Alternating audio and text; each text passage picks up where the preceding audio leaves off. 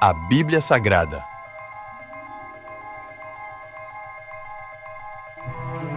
Atos dos Apóstolos. Capítulo 21. Depois de nos despedirmos, navegamos em direção à ilha de Cós. No dia seguinte, chegamos a Rhodes e então a Pátara. Ali embarcamos num navio que partiu para a Fenícia. Avistamos a ilha de Chipre. Passamos por ela à nossa esquerda e aportamos em Tiro, na Síria, onde o navio deixaria sua carga. No desembarque, encontramos os discípulos que ali viviam e ficamos com eles por uma semana. Pelo Espírito, eles advertiam Paulo de que não fosse a Jerusalém. Ao fim de nosso tempo ali, voltamos ao navio, e toda a congregação, incluindo mulheres e crianças, saiu da cidade e nos acompanhou até a praia. Ali nos ajoelhamos, oramos e nos despedimos. Então subimos a bordo e eles voltaram para casa. Depois que partimos de Tiro, chegamos a Ptolemaida, onde saudamos os irmãos e passamos um dia. No dia seguinte, prosseguimos para Cesareia e nos hospedamos na casa de Filipe, o evangelista, um dos 7 que tinham servido na igreja em Jerusalém. Ele tinha 4 filhas solteiras que profetizavam. Muitos dias depois, chegou da Judéia um profeta chamado Ágabo. Ele veio ao nosso encontro, tomou o cinto de Paulo e com ele amarrou os próprios pés e as mãos. Em seguida, disse: "O Espírito Santo declara: assim o dono deste cinto será amarrado pelos judeus em Jerusalém e entregue aos gentios." Ao ouvir isso, nós e os irmãos dali suplicamos a Paulo que não fosse a Jerusalém. Ele, porém, disse: "Por que todo esse choro? Assim vocês me partem o coração.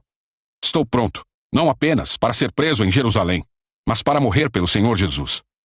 Quando ficou evidente que não conseguiríamos fazê-lo mudar de ideia, desistimos e dissemos: "Que seja feita a vontade do Senhor."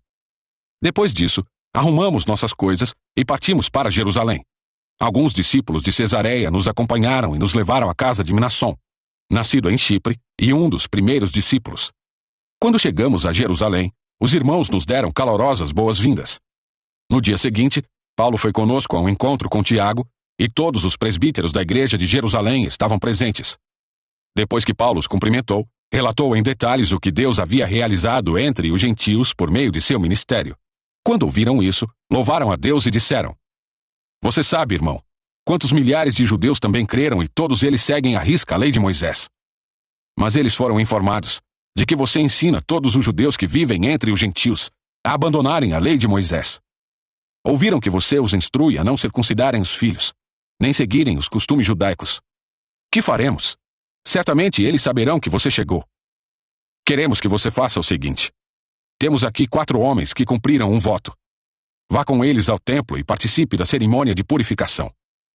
Pague as despesas para realizarem o ritual de raspar a cabeça. Então todos saberão que os rumores são falsos e que você mesmo cumpre as leis judaicas.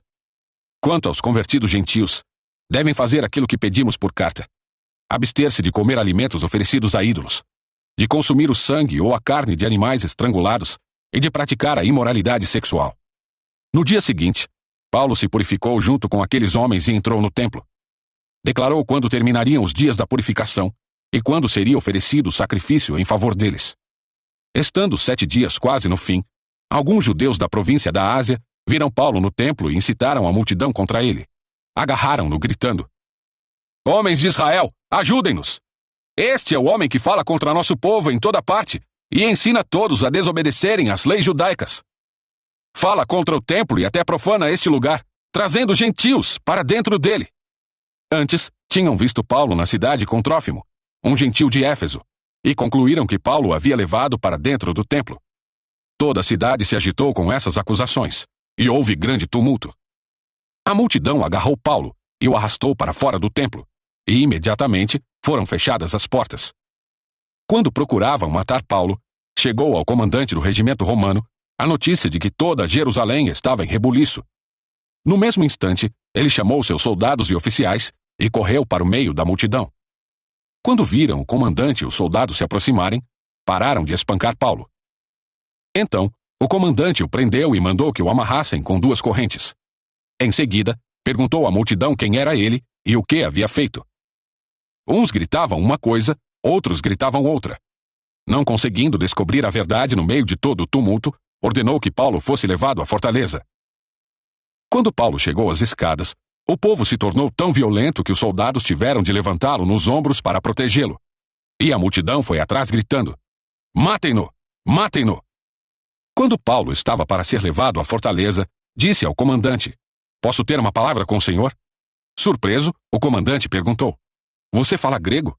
Não é você o egípcio que liderou uma rebelião algum tempo atrás e levou consigo ao deserto 4.000 assassinos?"